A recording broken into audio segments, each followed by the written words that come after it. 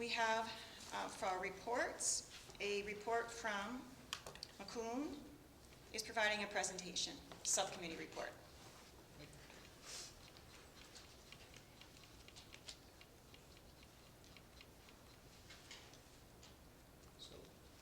Thank you, and what I wanted to do today was to provide a status of where the discussions between the subcommittee that was formed in the December board meeting that consisted of 3 individuals, John, myself, and Karen.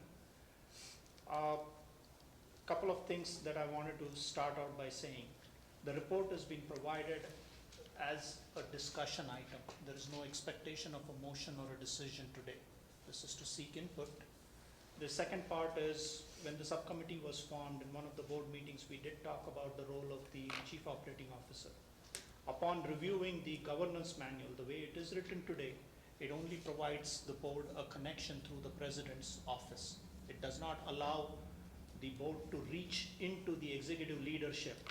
And so that's why we took off the Chief Operating Officer position and discussed about what it means and how should the presidential search go through. There were 3 meetings that we participated in. The first meeting was between myself and Karen Niver. That was in December, just before Christmas, if I remember. The second one was a telephone conversation with John that happened in early January. And then the third discussion was this Monday, when the 3 of us reviewed the material that I had put together. And before all of these meetings, what I had gone and done was done some research in terms of who is looking for a new president within the state of Michigan? What are they doing as far as that is concerned?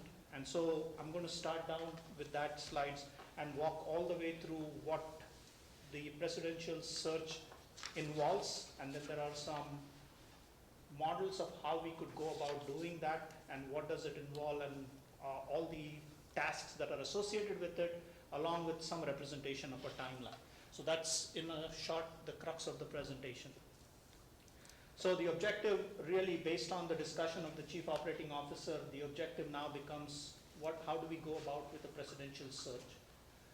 I did some research from a regional perspective, as I mentioned, looking at how many community colleges went through a presidential search within the state of Michigan over the last 2 years. What are the different ways we could search for a president? What are the key tasks and what are the timelines? So from a regional search perspective, Glen Oaks Community College, there is a planned resignation by the president early in 2023. The effective date for retiring is June of 2024. So if you look at it, Glen Oaks is currently actively looking for a president, and they have a process and a website established, and I'll provide the link in one of the later on slides. Next one is the Gogebic Community College. Again, it was a planned resignation. President resigned effective June 30th. The new president was selected by vote on November 19th, and the new president started working January 1st of 2024. Then we have Muskegon Community College, August of 2021. The resignation is effective June of 2022. And then the last one I found was the Grand Rapids Community College. This was about 6 months time frame, and this is the fastest one where they have chosen a president and put a president in place. The key takeaway out of all of this is most of the presidents, in all of these conditions, the president retirements and transitions were planned.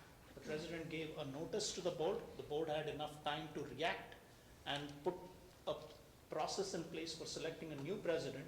In case of Grand Rapids Community College, they went back and brought in one of their older presidents to act as an acting president for the time being until the board went in and selected a new president. Now, when we look at the ways we could choose a new president, we could go the traditional route of getting a search firm. We could go national and regional. The second way is the Board of Trustees. As I was told that this was what was done in the past, where the Board of Trustees took charge of the thing and the whole process was managed by the Board of Trustees. The third way we could do this is a search committee led by the board of trustee member as a chair that would consist of 5 to 7 individuals. It would potentially have 2 board members, with one being the chair and one additional person. We would have representations from the community, faculty, staff, student, other employee groups, and there would be one representative from the administration, and that would be preferred to have as an HR person because we would get 2 for 1, since the HR person would have to be a part of this process from making sure that the HR laws were followed as we went through. And of course, there are things that would happen later on in terms of contracts and transitions and relocation and all of those items. So Gogebic Community College pursued this with ACCT help. I had a 1-hour discussion with the chairman of the board, and here are some observations that I was able to glean from their discussion. In the past, they had used a search firm. If my memory serves me correct, there were about 11 individuals on their search committee. They believed that this turned out to be a very cost-effective endeavor. They spent somewhere around $5,000 to $7,000 instead of what the traditional $40,000 would take for a national search. There were 44 candidates that they started with. They shortlisted 9. That was further brought down to 4. That's when the interviews happened in a public space, and they finally selected 1 out of the 4. Glen Oaks Community College is pursuing the same model. There are 15 individuals consisting of 3 board members. They have representatives from the community, city, various employee groups, students, and so on. And if you want to learn more about it, I believe this presentation would become part of the meeting minutes for this, right? And so it would be available, and that's the link if you want to go in and look at the website and see how they are going about doing this. Now, when we talk about advantages and challenges, please understand the challenges are not something that we cannot get around. These are some logistical things that they highlighted. From an advantageous point of view, it becomes an inclusive process where all the stakeholders are represented. It allows us to build new or strengthen the existing bridges, and it becomes a very transparent process. From a challenges point of view, one of the things that was articulated to me from Gogebic Board of Trustees chairman was, once you start getting into it, based on the direction from their legal counsel, the search process and the entire search process, as well as the search committee, is subject to an Open Meetings Act. So as you start adding people to that, now you have to coordinate whatever 7, 11, 14 schedules, have notices, and so that adds time, so it does take time.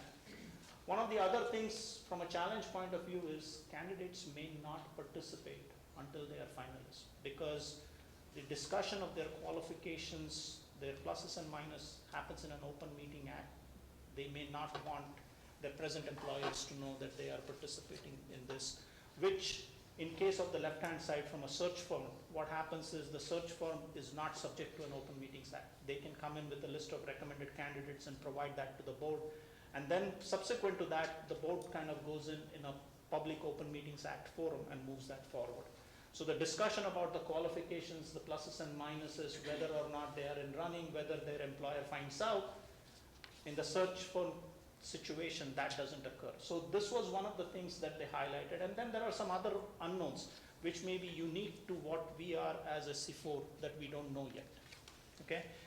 In each case, before we go through column number 3, we would have to seek some counsel to make sure that what are the boundaries, what do we have to watch out from an Open Meetings Act, so that everything is run by the rules and the governance manual and so on, so that we don't cross boundaries. So then what I decided to do was sort of say, okay, what are the key tasks that we need to do and who needs to do what? And so these are color coded. The blue color is for Board of Trustees and legal counsel. It could be either or it could be the two together. The purple color is the search committee. The green color is the current president and HR. And then there are certain items where we could take help from ACCT, which is how both colleges are pursuing as they're moving forward. So which model does the college want to follow? Name search committee and establish timeline and budget. There needs to be a timeline and budget, how much money is going to be allocated for this process. Job description. Now, in the job description, there are 3 main buckets, and it gets progressively harder as you go from top to bottom. Operations and qualifications is the easiest one because that is the tangible, so many years of experience, representations on the different boards, representations executing different positions, and whether or not the degrees and qualifications and specializations and so on and so forth. Vision and soft skills. What is the vision that we want this person to have? And this is where we would have to look inwards to say, who are we as a college and a community, and what sort of vision do we have, and what sort of the vision that that person has. And then we move to the soft skills.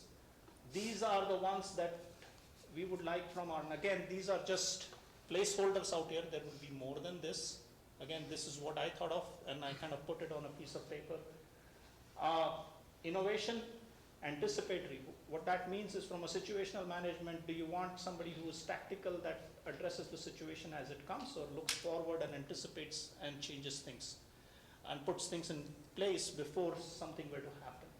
Bold, team in the sense of one team, in terms of working as one team across all the stakeholders. Conflict management, negotiations, and then there are something, then there are other things that I'm looking for my board peers to kind of put on this list. The last bucket is the community and stakeholder commitment. Item number 2 and 3, we would have to have, as a search committee, in whichever model, we would have to have some idea of how we would assess those. What is our thresholds for each one of those qualities? Otherwise, it becomes just a discussion, in my opinion. And so that's why it becomes harder as you move from top to bottom. What is our candidate pool? We would like it to be all-inclusive, internal, external, local, regional, national. Then there is, once the job description comes in, there is advertisement, there is candidate screening, there is a short list that needs to be made. And in terms of candidate screening, Gogebic as well as Glen Oaks is using ACCT consultants in order to get through their candidate list. Interviews, what type of questions, how much time, who will ask the questions? In case of Gogebic, they had their HR head ask the questions. Those questions have to be same for all candidates, and so on and so forth. Then comes in a recommendation with input from the various stakeholders and a selection which goes to a board vote. There is an offer, negotiation, and a contract. Finally, there is an onboarding and a transition, and then comes to a new president. So these were the key items that we came out and said, okay, these are the things that we would have to do, and then each one of these would have more details as you work through it. Finally, from a timeline perspective, we have the timeline defined on the right-hand side. And these are the main steps, and what we would have to do is, underneath each one of these chevrons would be a box that would clearly identify what those deliverables are for each one of those activities that have to happen in the presidential search, and by when they have to happen. So this is my last slide. I just wanted to provide that as an overall input in terms of where we landed between the 3 of us. And again, as I mentioned, today there is no expectation for a motion or a decision, but this is to sort of provide the input and then seek input from the board as well as the different stakeholders. So thanks for the opportunity. Any questions? Discussion? Thank you very much for putting that together. You and Karen and John. Agree. Very appreciated. Mukund takes a bow here. You know, a lot of his work is reflected right there. So I would add a couple things. As he said earlier on, this is discussion purposes, very flexible. So we actually said, well, what if someone sees something differently? What if someone sees this X instead of Y, whatever like that? We welcome that in terms of being flexible at this point in time. We've made some requests to Sarah and to our ever-efficient librarian, Jane, to find materials, perhaps interview questions. Jane got back to me and said, we've got copies of questions that Mahi asked and other employee groups asked, not to necessarily recycle those per se, but maybe we don't have to reinvent the wheel with some of that. So some of those materials are going to be forthcoming. In addition, I emailed, independent of Karen and Mukund, ACCT and said, we're in a presidential search, how can you help us? Young lady's getting back with me some materials also. They said there's a number of presidential searches going on right now. So they're busy on that end too. So we're gonna get some materials to help us in that as well. Kirk has a 3-year contract. I think 6 months was really kind of quick in terms of what transpired here. So we appreciate him. I've heard Kirk say we need to find the next generation president. So that's what we're about, and we look for a lot of input and all of your stakeholders to let us know and keep us on track and to help us in this job. It's our community college. Thank you. We appreciate your time and thought on this, especially within a short period of time. Thank you very Thank you. much. So what do you, obviously there's no action tonight, but what do you envision is the next step? So the next step is, first of all, make this presentation available to everybody, okay? Click through the links, look at what is happening, take some time to form opinions, inputs, whatever that might be, okay? And then from a board perspective, we would like to get that input fed through either at the next board meeting or through the public comment section of the next board meeting, where, because this is not something, means I spent about 2 to 3 weeks kind of poking different places and looking at stuff, and to put the story together. It took a little bit of time to kind of put all these thoughts together. And as you are going to go through here, we wanted to provide that time to really be an inclusive as well as an open and a transparent environment to provide that feedback. So what we would ask for is for the next board meeting to come prepared from an input point of view on what changes do you anticipate in this process, which is the model, and so on and so forth, and then we take it from there. And there may be a subcommittee meeting prior to the next board meeting. I don't know. Yeah. I mean, if we get a lot of materials from the ACCT and from our own internal sources here, maybe we'll need to have a meeting and work that into the process as it is. So.